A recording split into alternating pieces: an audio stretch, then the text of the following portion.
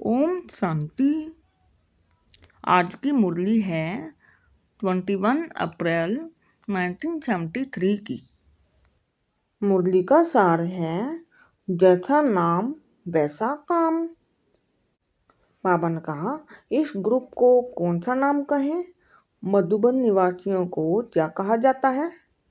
जो भी यहाँ बैठे हैं सभी अपने को ऐसा पद्मा पदम भाग्यशाली समझ करके चलते हो। मधुबन निवासियों के कारण ही मधुबन की महिमा है। मधुबन का वातावरण बनाने वाला कौन? तो जो मधुबन की महिमा गाई हुई है, क्या वही महिमा हर एक अपने जीवन में अनुभव करते हो? मधुबन को महान भूमि कहा जाता है। तो महान भूमि पर निवास करने वाली अवश्य महान आत्माएं ही होंगी। तो वे महान आत्माएं हम हैं। क्या इस रूहानी नशे में रहते हो? महान आत्मा जिसका हर कर्म और हर संकल्प महान होता है। तो ऐसे महान हो जिसका एक संकल्प भी कभी साधारण व व्यर्थ न हो और एक कर्म भी साधारण व बिगर अर्थ न हो, क्योंकि उनका हर कदम अर्थ सहित होता है। फिर बाबा ने कहा क्या ऐसी अर्थ स्वरूप महान आत्माएं हो? उनको कहा जाता है महान, अर्थात मधुबन निवासी। नाम तो मधुबन निवासी है तो जरूर अर्थ सहित नाम होगा। तो ऐसे रोज का अपना पोता मेल चेक करते हो कि जो कुछ भी इन कर्मेंद्रियों के द्वारा कर्म हुआ वह अर्थ सहित हुआ। समय भी जो बीता वह सफल हुआ, अर्थात महान कार्य में लगाया। ऐसा पोता मेल अपना देखते हो कि सिर्फ मोटी मोटी बातें ही देखते हो। जो समझते हैं कि इसी प्रकार से हम अपनी चेकिंग करते हैं तो वे हाथ उठाएं। फिर बाबा ने कहा महान आत्माओं के हर कर्म का चरित्र के रूप में गायन होता है। महान आत्माओं के हर्षित मूर्त, आकर्षण मूर्त और अव्यक्त मूर्त का मूर्ति के रूप में यादगार है। ऐसे अपने को देखो। सारे दिन में जो हमारी मूर्त व सूरत रहती है वह ऐसी है जो मूर्ति बन पूजन में आए, और हमारे कर्म ऐसे हैं जो हमारे चरित्र के रूप में गायन हो। यह लक्ष्य है ना। जब यहाँ सीखने व पढ़ने आते हो तो अंतिम लक्ष्य क्या है? वह संगम युग का लक्ष्य क्या है? यही है ना। संगम युग का कर्म ही चरित्र के रूप में गायन होता है। संगम युग का प्रैक्टिकल जीवन देवता के रूप में पूजा जाता है। तो वह कब होगा? अभी का गायन है तो अभी ही होगा ना।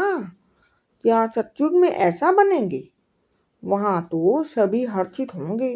तो यह हर्षित मुख हैं, यह भी कहेगा कौन? यह तो अभी कहेंगे ना। जो सदा हर्षित नहीं रहते हैं वही वर्णन करेंगे कि यह हर्षित मुख हैं। ऐसी मूर्त व ऐसे कर्म प्रैक्टिकल में हैं। जैसे अभी सुनने के समय मुस्कुराते हो, अर्थात महसूस करते हो कि वह मुस्कुराना कितना है। महसूस करते हो तब तो मुस्कुराते हो। तो ऐसे ही हर रोज अपने कर्म की महसूसता व चेकिंग करने से कोई भी पूछेगा तो फौरन जवाब देंगे।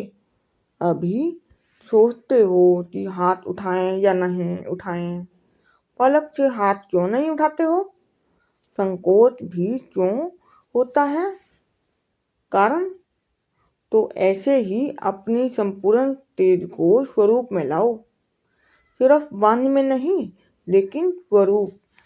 तो कोई भी आप लोगों के सामने आए तो जैसे कि आपके जड़ चित्तर के आगे जाते ही उनको महान समझते, अपने को पापी और नीच सहज ही समझ लेते हैं, अर्थात 1 सेकंड में अपना साक्षात्कार कर लेते हैं। मूर्ति कहती तो नहीं है कि तुम नीच हो, लेकिन स्वयं ही साक्षात्कार करते हैं। ऐसे ही आप लोगों के सामने कोई भी आए तो ऐसे ही अनुभव करें कि यह क्या है और मैं क्या हूँ।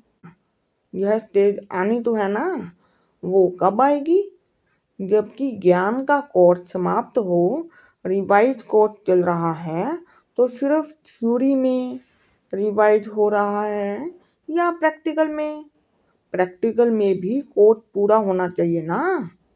वो रिवाइज जब समाप्त होगा तब प्रैक्टिकल दिखाएंगे। क्या सोचा है? क्या इसके लिए भी समय का इंतजार कर रहे हो? समय आएगा तो सभी ठीक हो जाएगा, क्या ऐसा समझते हो? यह क्लास कभी किया है? अपने पुरुषार्थ को तीव्र करने के लिए अपनी शक्ति अनुसार कभी प्लान बनाते हो या बना बनाया प्लान मिलेगा तो चलेंगे? बाप दादा तो यही देखते हैं कि जो मधुबन निवासी हैं वह सभी के सामने सैंपल हैं। सैंपल पहले तैयार किया जाता है ना। मधुबन निवासी सैंपल हैं या फिर सैंपल अभी तैयार होना है? जब सैंपल तैयार होता है तो उसकी तरफ इशारा कर बताया जाता है कि ऐसा माल तैयार हो रहा है। तभी फिर उसको देख दूसरे लोग सौदा करते हैं। पहले सैंपल तैयार होने से बाप दादा ऐसा इशारा दे दिखावें कि ऐसा बनना है। सैंपल बनने के लिए कोई मुश्किल पुरुषार्थ नहीं है, बहुत सिंपल पुरुषार्थ है। सिंपल पुरुषार्थ एक शब्द में यही हुआ कि साथ में बाप का सिंबल सामने रखो। एक शब्द का पुरुषार्थ तो बहुत इजी हुआ ना। अगर सदा सिंबल सामने हो तो पुरुषार्थ में सिंपल हो जाए। पुरुषार्थ सिंपल होने से सैंपल बन जाएंगे। मधुबन निवासियों को कितने इंजन लगे हुए हैं? किसी ने कहा 4। फिर तो सेकंड में पहुंचना चाहिए। सभी से सहज पुरुषार्थ का लाभ व गोल्डन चांस मधुबन निवासियों को मिला हुआ है, यह भी मानते हो? मानने में जानने में भी होशियार हो और बोलने में भी तो हो ही होशियार। बाकी मानने योग्य बनने में देरी क्यों? जितना माननीय योग्य बनेंगे उतना ही वहाँ पूजनीय योग्य बनेंगे। यहाँ आपके कर्म को देखने वाले अगर श्रेष्ठ नहीं मानते हैं तो पूजने वाले भी श्रेष्ठ मानकर पुजारी कैसे बनेंगे? जितना माननीय उतना पूजनीय का हिसाब है। जो पूजनीय बनेंगे दूसरे उनको देख हर्षित होते हैं। अब बनना है व अभी सिर्फ देखकर हर्षित होना है? बाबा ने कहा, जितना साज युक्त हो उतना ही राजयुक्त बनो। साज बन जाने में होशियार हो ना। साज सुनने के इच्छुक भी कितने होंगे? इसमें तो पास हो ना।